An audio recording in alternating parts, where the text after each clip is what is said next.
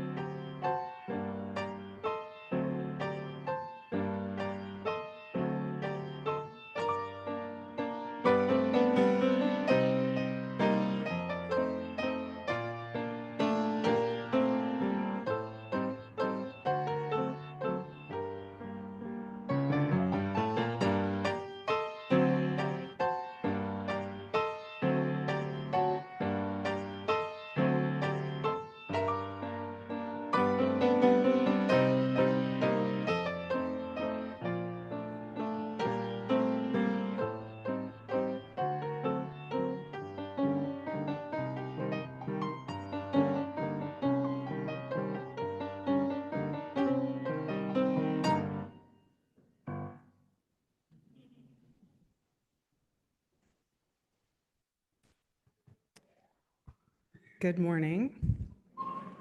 I am Maria, and my pronouns are she and her, and I'm honored to serve as our congregation today as worship associate. A lit chalice is the symbol of our tradition, serving as a beacon of hope. Today, our minister, Dawn, is going to be lighting it, hopefully. As we light our chalice in the sanctuary, I invite those on Zoom to light a chalice or a candle and type your chat in the location in the chat. Our chalice lighting and opening words today are edited from Elaine Kazia. May our wisest selves guide us through this hour and this day. May they remind us to look through eyes of wonder and see the abundant beauty of here and now. To live from our toes up, grounded on this precious earth and in these miraculous bodies. To open our hearts, flinging wide the shutters so no defenses cut us off. To employ our hands to create beauty, to soothe suffering, and to unlock potentials. Eyes, feet, heart, and hands, from here we can wake to life and the gift that it is. From here we can move through the day with simple ease. From here we can spread compassion and love. From here we can mend the world. May we be in harmony today with the current that flows through all, and may we be faithful expressions of this sacred source. Here we are, together we worship.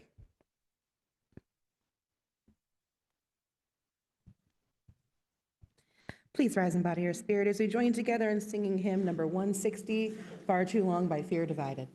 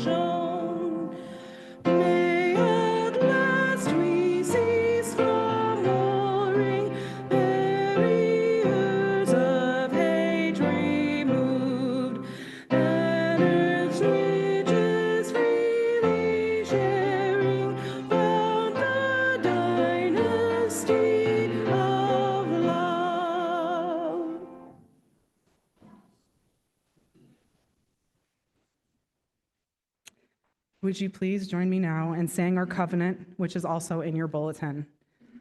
Love is the spirit of this church, and service is its law, to dwell together in peace, to seek the truth in love, and to help one another. This is our covenant. And now we're going to say our covenant in Spanish. El amor es el espíritu de esta iglesia y el servicio es su ley.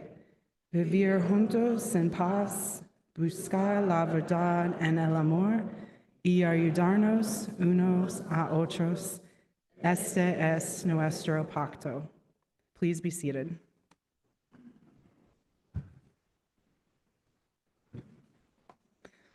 Our congregation is a lively community with many opportunities to participate. Here is one announcement for today, but please check your order of service for more. K through 1 and Adult OWL are coming in January. Our Whole Lives Sexual Health and Wellness curriculum is a lifespan curriculum. The K through 1 class is geared towards kids age 5 through 7 and covers topics like correct name for parts of the body, personal boundaries, the many kinds of families, and how babies begin. Classes meet on Sundays from 11:30 to 12:30. There's an information session on January 12th. The adult program includes topics such as intimacy and consent, body image, sexual fantasy and variation, dating as an older adult, and reframing sexuality, disability, and chronic illness. Classes begin on January 12th, and there is a cap, and I think we're halfway to the cap already. You can sign up by scanning the QR code on the back of the bulletin.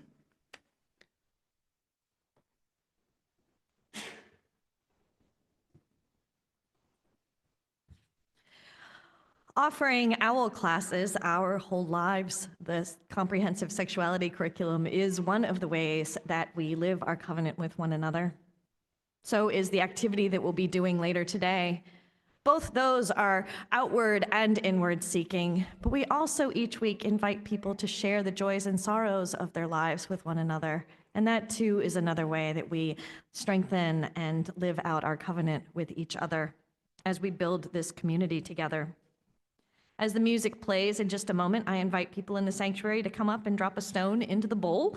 If something is on your heart or on your mind today, you can use both sides of the table. If you have written your joy or a sorrow on a card, please leave it in the basket on the table and I will read it out loud.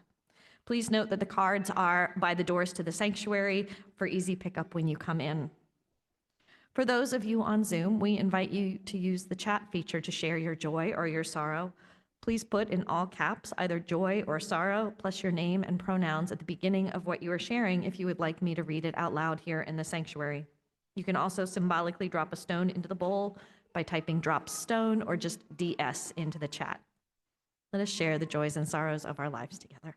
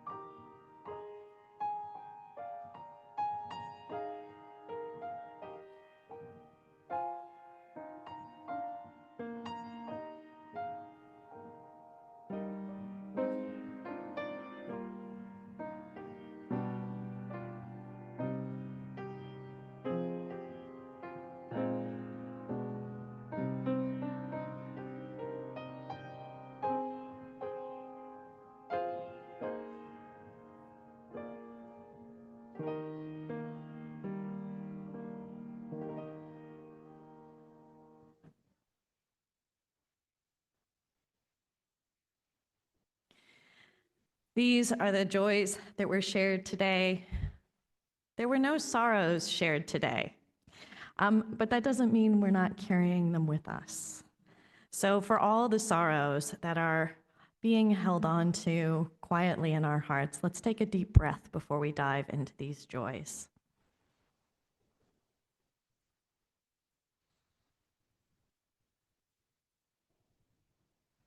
All right, now the good stuff. Joni shares the joy for a wonderful Christmas time with her stepfamily given to her by her late spouse, Cassie George. Marty shares the joy that she is both amazed and grateful that today is her 80th birthday. She's also grateful that her family is here with her. Sorry, Marty. And I believe that there are numerous other joys related to Marty's birthday. Chris shares the joy that it is her sister's 80th and another sister's 70th birthday. And Anne Marie shares the joy that today is her mother, Marty Matthews' 80th birthday. Marty brings so much joy into our family. Happy birthday. And I think there may be another one that I missed in this pile as well. Sandra shares the joy that she reached her 2024 goal for her drum facilitator business, and here's to future drum session prosperity. Carla shares the joy that she was elected to the position of treasurer of the Pride of Indie Bands. Carla is honored to be trusted with the task and looks forward to serving for the next 2 years representing the LGBT community. Christine shares the joy that after 5 vets, Christine found a diagnosis and a cure for Christine's kitty. Breyer shares the joy that surgery recovery has been going well, and a few days ago, they hit 4 years sober. Congratulations, Breyer.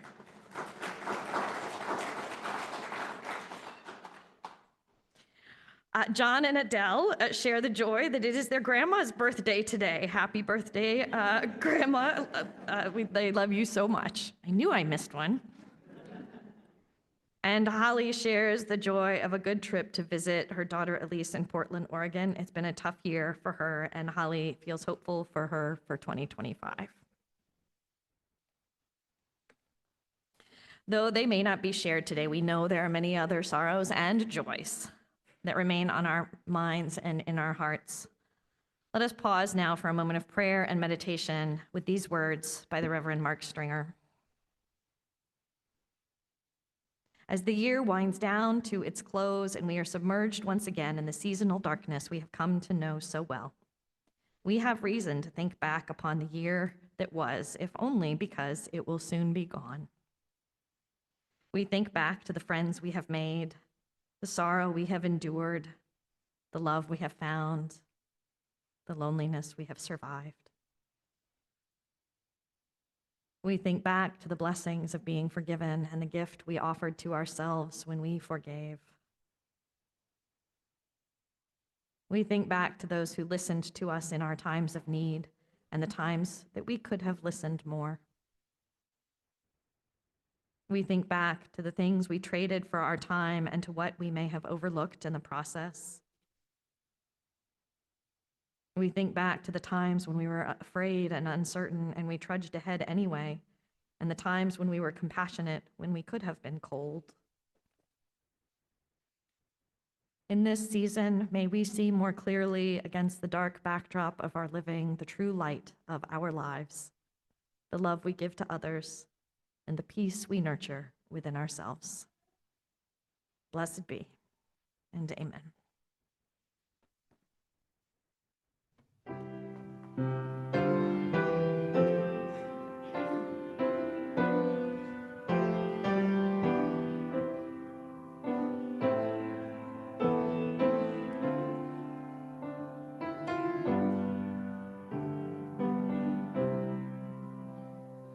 Spirit of life, come unto me. Sing in my heart.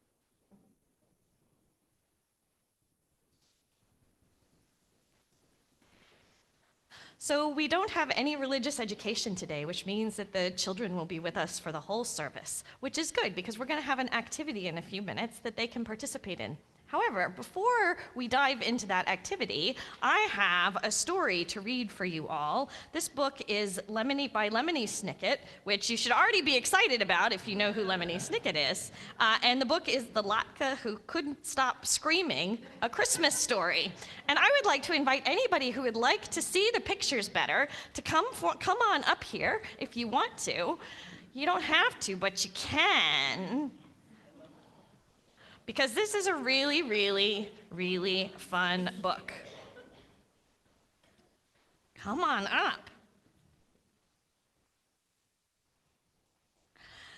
This story ends in someone's mouth. But it begins in a tiny village, more or less covered in snow.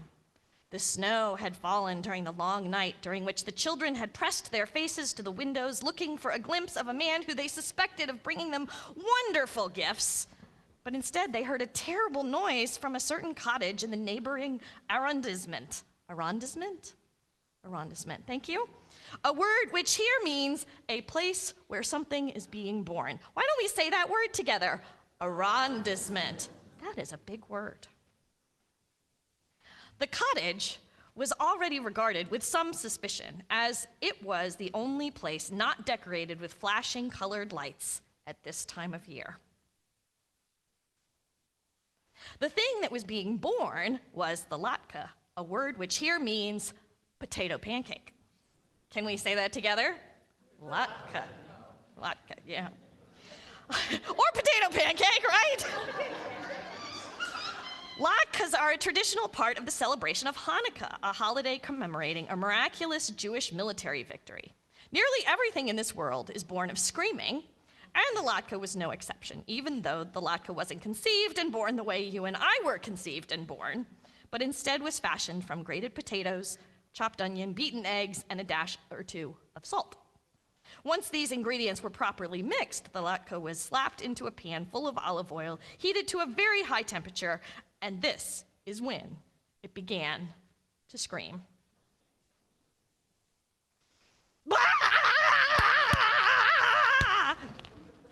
Shall we scream together?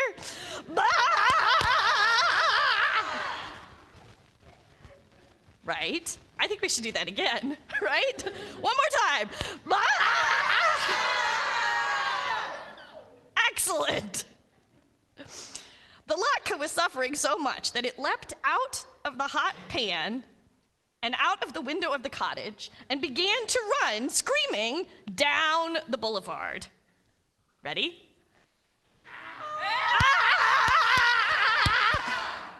Come on. There we go.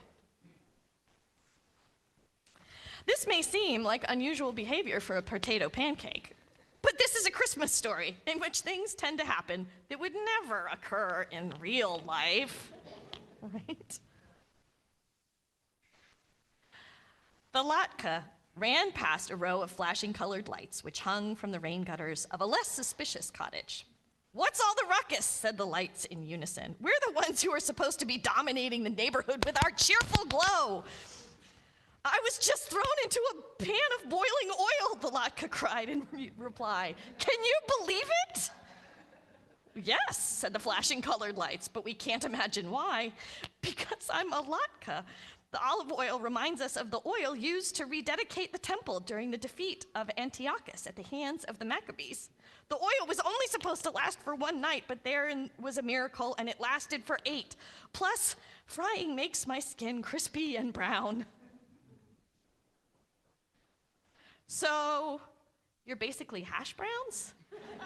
said the flashing colored lights. "Maybe you can be served alongside a Christmas ham." "I am not hash browns," cried the latke. "I am something completely different."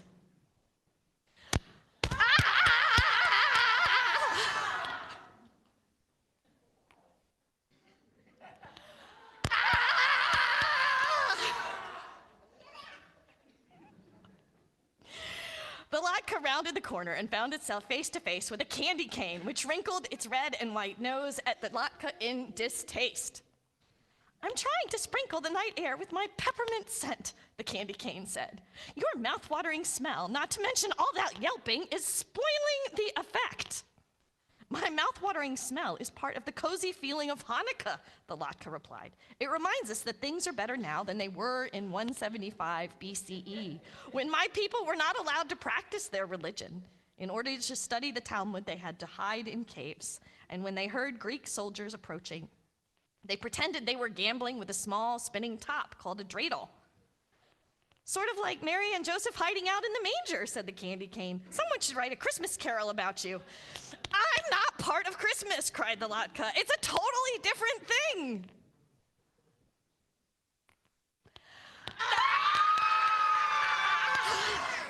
You guys are really good at this.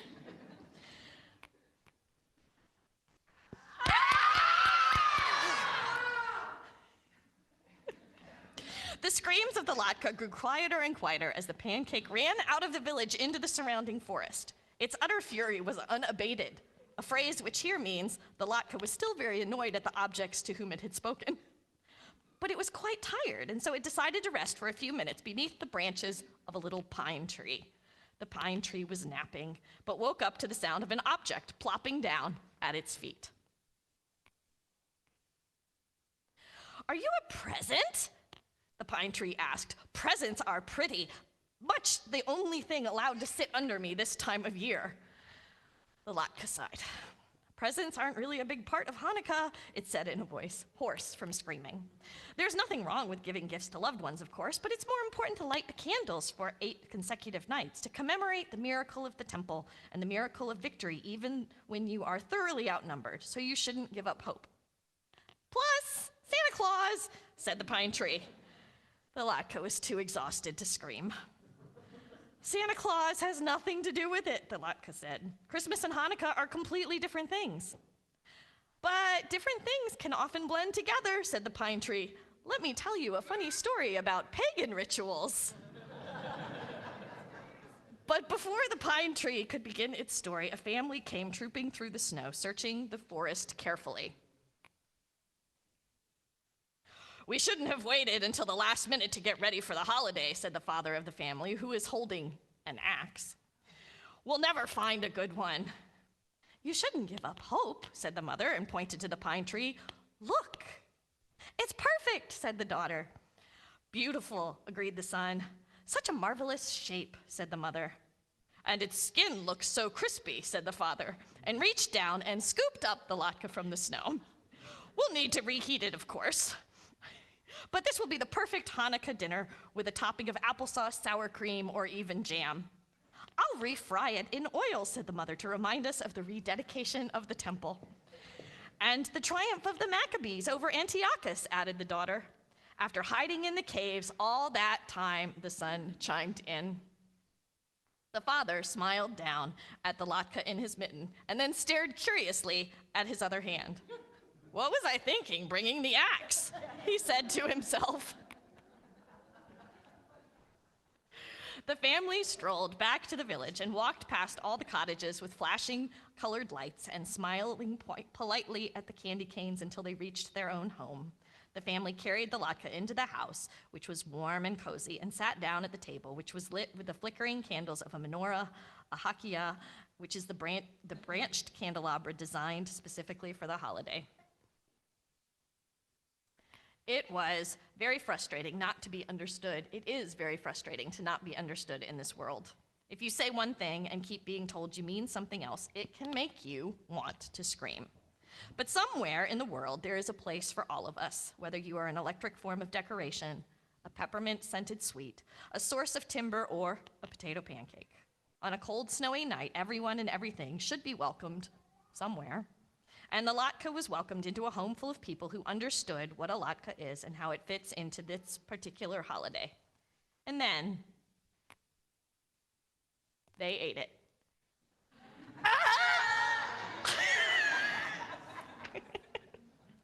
Well, thank you all for joining with me on this lovely story. We're going to listen to some special music now, and then I will somehow connect this story to what we're going to do today.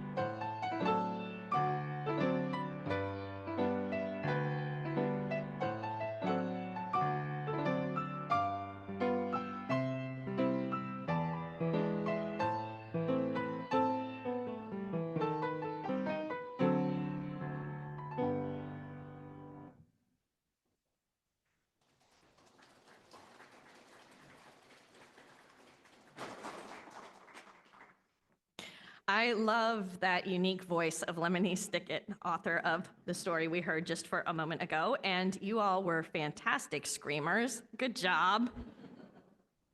And on this, the 5th day of Hanukkah, it feels right to hear an unconventional story about a latke who cries out not only because it's being cooked, but because it longs to be understood. It reminds me of our service on bearing witness just a few weeks ago. In that sermon, I talked about what a gift it is when we are able to bear witness to one another, when we listen deeply and create space. But sometimes this bearing witness isn't just a gift. It can also be an act of justice making. In our communities and around the world, voices cry out for justice, for peace, for recognition of their dignity and sacredness. And those cries are too often ignored, misunderstood, or drowned out by the noise of conflict and hate.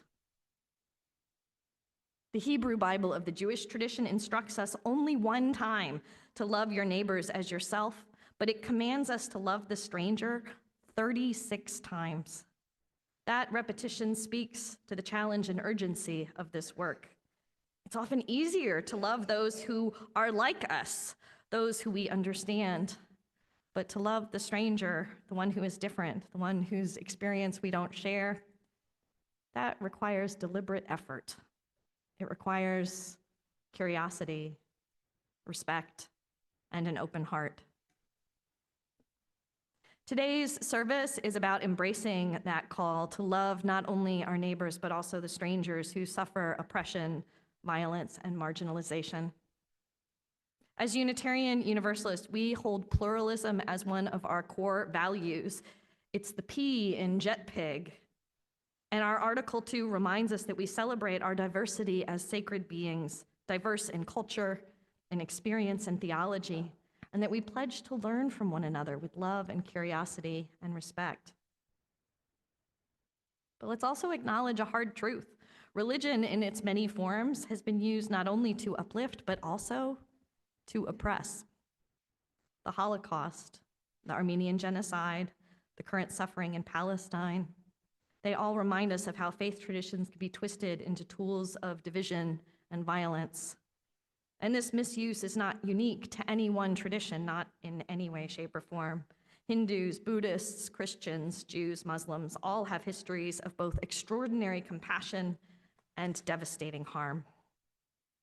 Even our own Unitarian Universalist history is rife with ways that we have othered. In preparation for today, one of you shared with me a deeply moving piece of art. It's a work by an Armenian-born artist, Meir Kacharian, who has immortalized children killed in war in this image, "I Was Your Child." It depicts a Ukrainian child and a Russian child, a Palestinian child and an Israeli child, and an Azerbaijani child and an Armenian child. Each child in the painting represents a life cut short, a story that will never be fully told, a future stolen by violence, by war. This art holds us accountable. It forces us to confront not only the enormity of such loss, but also the systems and ideologies that allow these tragedies to continue. It asks us to see, to bear witness, not as passive observers, but as active participants in the struggle to prevent more lives from being lost. The artist's work is a visual prayer, a call to action, and a lamentation. It reminds us that every child, every person is sacred, no matter their nationality, their ethnicity, or faith. And as we sit with the weight of this art during our upcoming activity, let us remember that behind every statistic, every news story, every policy decision, are lives as precious as these. And so today, as we approach a new year, let us pledge to stand against oppression, all its forms. We are about to be able to take a break to write letters and postcards that will say no to anti-Semitism, that will say no to Christian nationalism, and no to the cycles of violence that deny human rights. We will write as an act of hope, a prayer for peace, and a commitment to justice, because we know that when we act together, our voices become louder. When we love the stranger, we create the possibility for a world where fewer voices are crying out in pain. After writing your letters or postcards, I invite you to come up and write and light a candle, a small symbolic act to affirm that even in the face of despair, hope can still shine, because the work is neither easy nor guaranteed to succeed, but it is what love demands of us. For those of you who are online, I invite you to take these next few minutes to meditate on the peace that you would like to see in 2025 and enter into the chat something that you commit to doing to help create more peace in your family, your town, your country, or the world. And for those of you in the sanctuary, I now invite Mariah Arkins to come up and explain today's activity to us.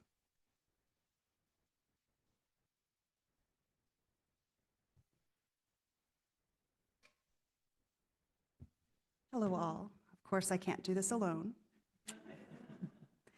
As Unitarians Universalists, we are committed to affirming the inherent worth of every person and standing against oppression in all forms. We are urging our Congresspeople today to take concrete steps to address anti-Semitism and ensure that Indiana remains a place where all people can live free from fear and discrimination.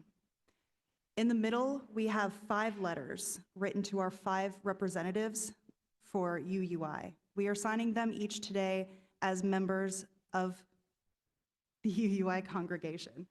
And then on the tables to the sides, we have blank postcards, info sheets, and then example letters that you can take home and write either letters or postcards of.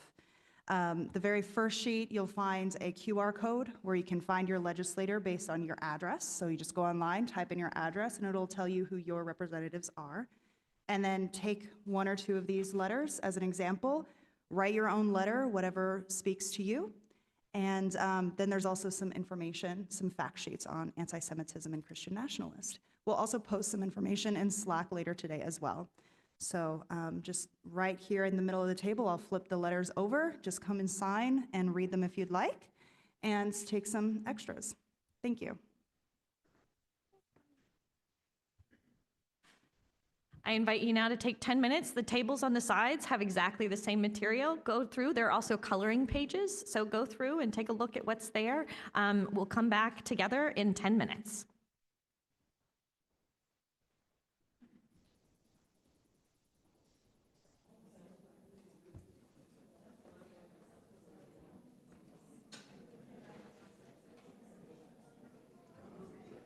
And don't forget to come up and light a candle when you're done.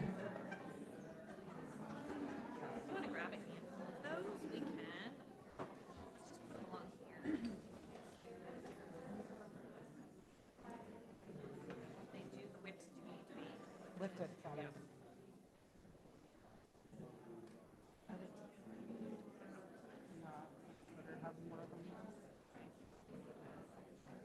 I liked your call for the people on Zoom to think about peace, Oh, kind of thank engage you. them. That was good.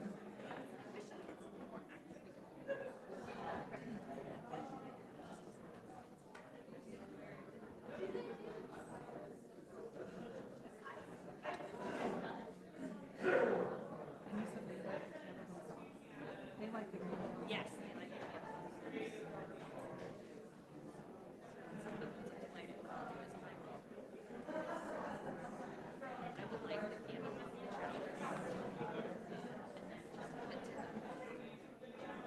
You think that looks good?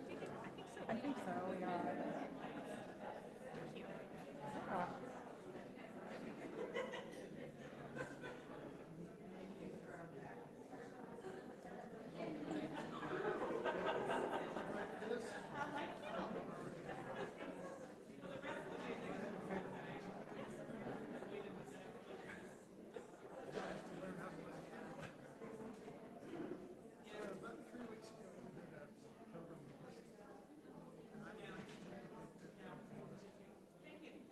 Yeah.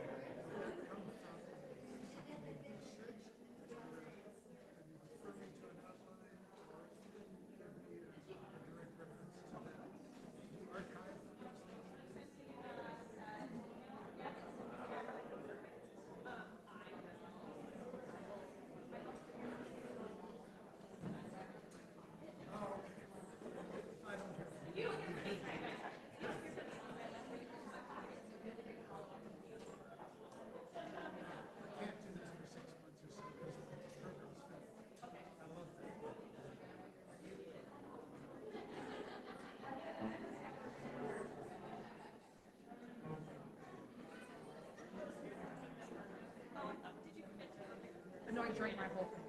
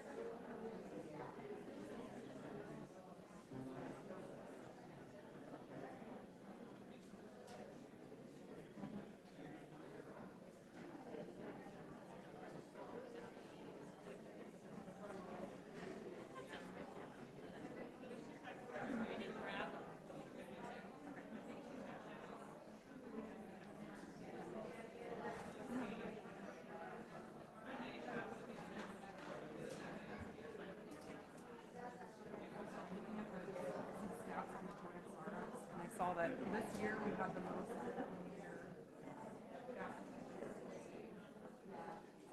been tracked the most, but I know that.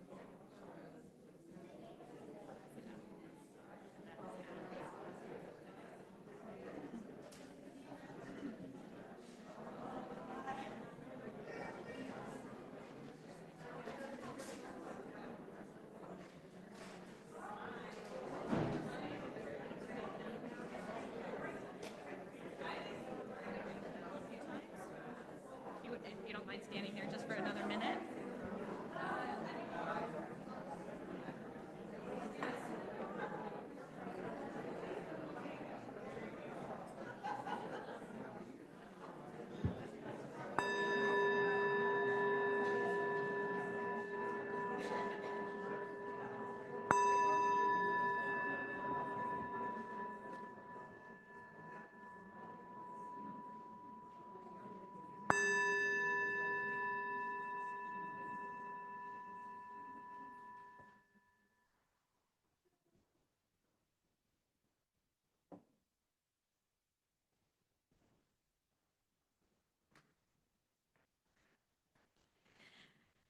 Thank you for your participation today.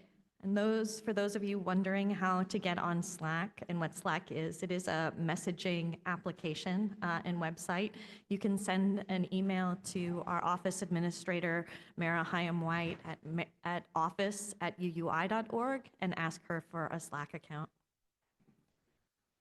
Let us pause for a moment of prayer. Spirit of life and love, we bring to this sacred space our prayers for peace, our hopes for justice, and our longing for a world made whole. For every letter written and signed, we ask for courage for the writers, the readers, and those whose lives hang in the balance of our collective actions. For every candle lit, we ask for light to guide us, to comfort us, and to illuminate the path to peace. For every prayer spoken or unspoken, we ask for strength to turn those prayers into action again and again until love prevails. Holy One, mystery of the universe, ground of our being, may we honor the sacred in every person. May we remember the cries of the stranger, the neighbor, and the oppressed. May we find within ourselves the resolve to build bridges where there are walls, to seek understanding where there is fear, and to create peace where there is conflict.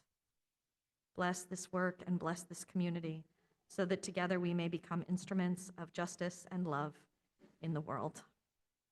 May it be so. May we make it so. Amen.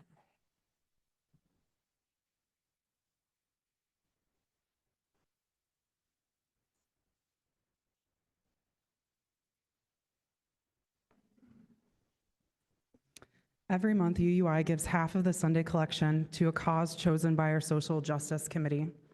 Today, the Share the Plate offering will go to our own UUI's Ministers Discretionary Fund. This fund was established to help those in our community who need financial help. People can go to our minister at those times when all else seems lost. Whether it is for diapers, medical bills, bus fare, rent, or other urgent need, Reverend Dawn is able to use these funds to help those in our community in times of crisis, and she can do so in a discreet, confidential manner. You can give on your smartphone by texting the dollar amount you want to give, followed by the word share to the phone number, which is in the Zoom chat and in your bulletin. You can also give on our website at uui.org.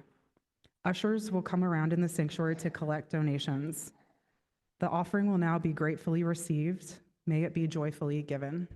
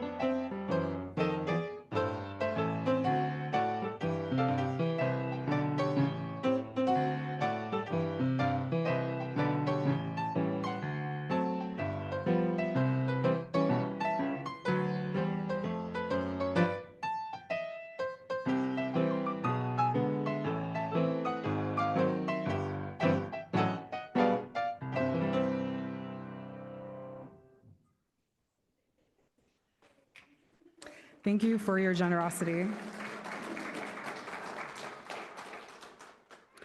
Our closing words today are from a Celtic blessing.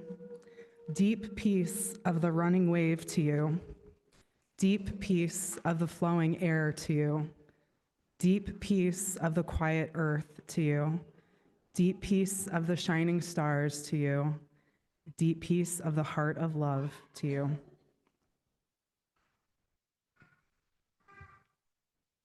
Please rise in body or spirit as we join together in singing hymn 163, For the Earth Forever Turning.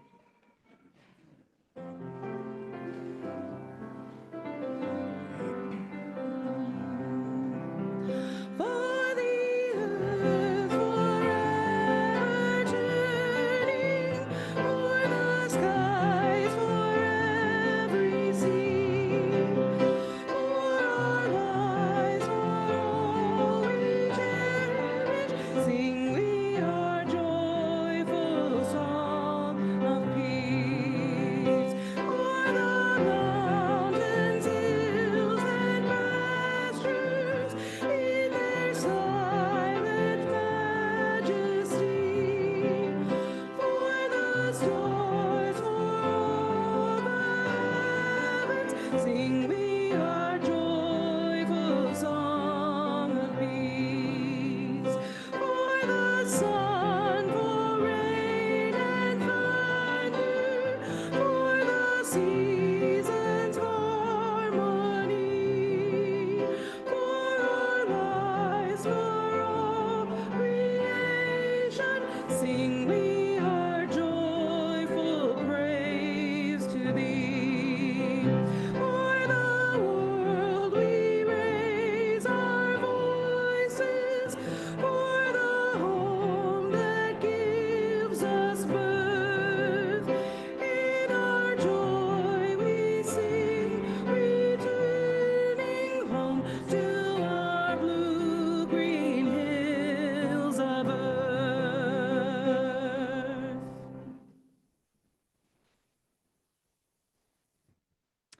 Please join me in our chalice extinguishing words on the screen and printed in your order of service. Now we extinguish the flame of our chalice, but not the light of understanding, the warmth of compassion, or the fire of commitment. Let us keep those with us until we meet again. Go in peace.